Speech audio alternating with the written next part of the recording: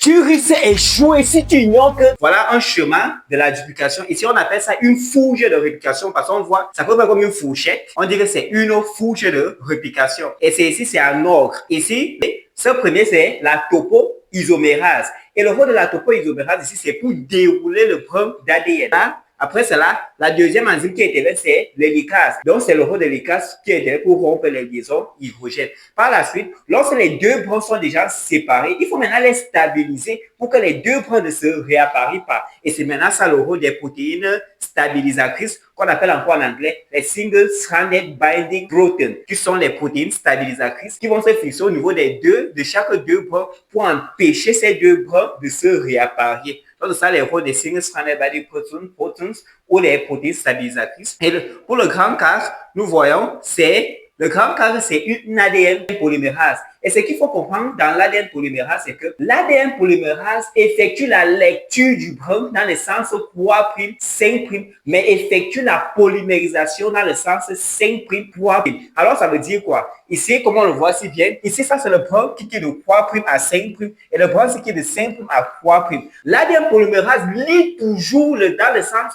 3' à 5', c'est-à-dire lit toujours dans le sens 3' à 5', mais ne lit pas dans le sens 5' à 3', mais effectue la polymérisation dans le sens 5', 3'. Je vais encore expliquer. Ici, nous voyons que le brin qui est de 3' à 5'. Alors, la lecture peut se faire à l'aide de l'ADN polymérase. Donc, ce brin est un bon brin parce qu'il est de 3' à 5'. Lorsque l'ADN vient maintenant, il se fixe là, il faut toujours même d'avoir une amorce.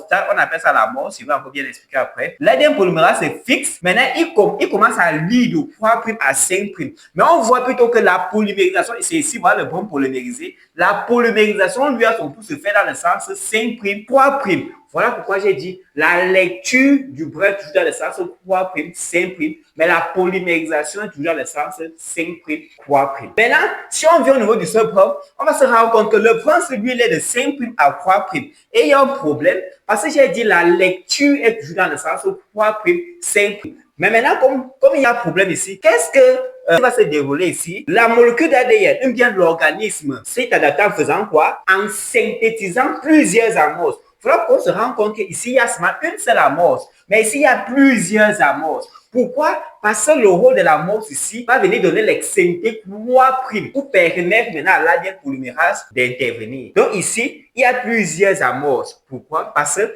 l'amorce donne l'extrémité 3' pour permettre à l'ADN polymérase d'intervenir. Alors, on peut dire maintenant ici que s'il n'y a pas d'amorce, la polymérisation ne peut pas se faire. Pourquoi? Parce que ce point qui est de 5' à 3' et l'ADN polymérase ne lit pas dans le sens 3', 5'. Alors, il faut plusieurs amorces pour permettre à l'ADN polymérase de pouvoir lire ce point. Alors, il y a plusieurs amorces. Et cela va maintenant aboutir à la formation de plusieurs fragments qu'on appelle les fragments d'Okazaki. Et après cela, ces différents amorces seront éliminés et les fragments seront recollés entre eux. Et ce qui permet de recoller ces différents fragments, c'est ce qu'on appelle la ligase. Alors, si on revient sur notre question, on a demandé les acteurs de la duplication. On peut voir ici qu'il y a la topoïsomérase, il y a les ligases, il y a les protéines stabilisatrices, il y a l'ADN polymérase, il y a les amorces, il y a même également la ligase. Comme on a demandé les rôles, la topoisomérase, c'est pour dérouler le brin d'ADN. L'hélicase, c'est pour rompre les liaisons hydrogènes.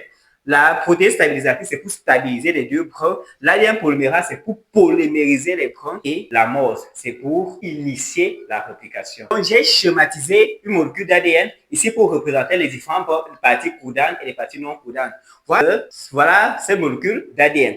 Ces molécules d'ADN ont deux parties principales. Ici, nous avons les parties codantes, c'est-à-dire la partie qui possède l'information, et la partie non codante, et la partie qui ne possède pas l'information. Donc ici, nous avons deux parties. Elle a deux zones. Des zones codantes, des zones qui possèdent l'information, qu'on appelle les exons, et les zones non codantes, les zones qui ne possèdent pas l'information, qu'on appelle les écrons. Voilà les deux parties. Ça, c'est les différentes parties de l'ADN. Donc, la partie qui possède l'information, c'est l'exon. C'est ce qu'on a demandé. Donc, on va dire toutes les parties de l'ADN ne peuvent pas être utilisées lors des tests de l'ADN. Pourquoi? Parce que l'ADN possède deux zones. Une zone possédant l'information qu'on appelle les exons, une autre zone ne possédant pas l'information qu'on appelle l'incron. Et la zone possédant l'information, comme j'ai dit, c'est l'exon. Donc, c'est à peu près ça pour la 7e question. Alors, je crois que c'est clair. Si ce n'est pas clair, écrivez en commentaire Pour les tests d'ADN, le test d'ADN est important dans les tests de paternité. À l'aide du test d'ADN, on peut connaître si une personne est vraiment le père ou la mère. Donc, c'est important dans les tests de paternité. C'est également important dans les diagnostics médicaux.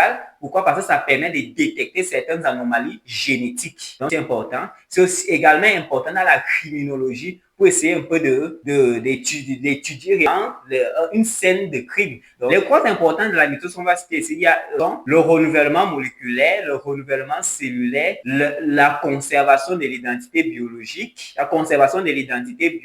la réparation des cellules endommagées, ainsi de suite. Donc, voilà ce qu'on peut dire sur ça. Voilà une molécule de l'ADN. De manière simple, la transcription consiste à la synthèse d'une molécule d'ARN messager à partir d'une molécule d'ADN. Mais ce phénomène, comme on le voit ici, se déroule en 3 phases. La première phase, c'est toujours l'initiation. La deuxième phase, c'est l'élongation. La troisième phase, c'est la terminaison. Et l'enzyme qui intervient dans la transcription ici, c'est comme on le voit, c'est l'ARN polymérase. À ne pas confondre avec l'ADN polymérase. Nous avons fait un cours sur ça. Alors, si tu n'as pas vu, tu peux rentrer en arrière pour suivre. Très intéressant. Continuons. Et j'ai dit l'enzyme clé, c'est l'ARN polymérase. Et tout commence quand l'ADN polymérase se fixe au niveau du point d'initiation. Lorsque c'est fixé là, il déclenche alors le mécanisme. Et quand il déclenche le mécanisme, il commence, ce qui va suivre par la suite, c'est l'élongation. Et après cela, l'ARN polymérase va aboutir à la synthèse d'un ARN. Ici, qui est encore un ARN pré-messager. Et on dit qu'il est pré-messager parce qu'il est encore immature. Si on voit ça, c'est un schéma de l'ARN pré-messager qui possède les introns, exons.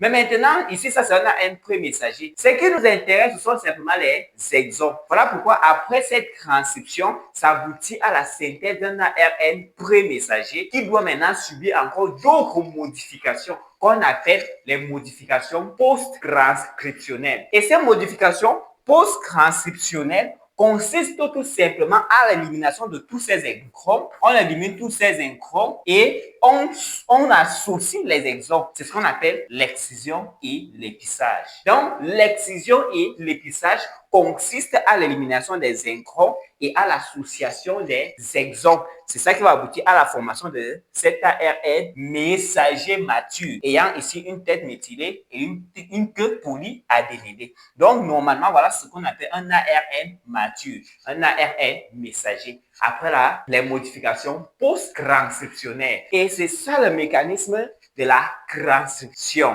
Abonnez-vous, likez, partagez. Et s'il y a un souci, écrivez en commentaire. Le BG plus pour l'éducation qui est éclair, transforme.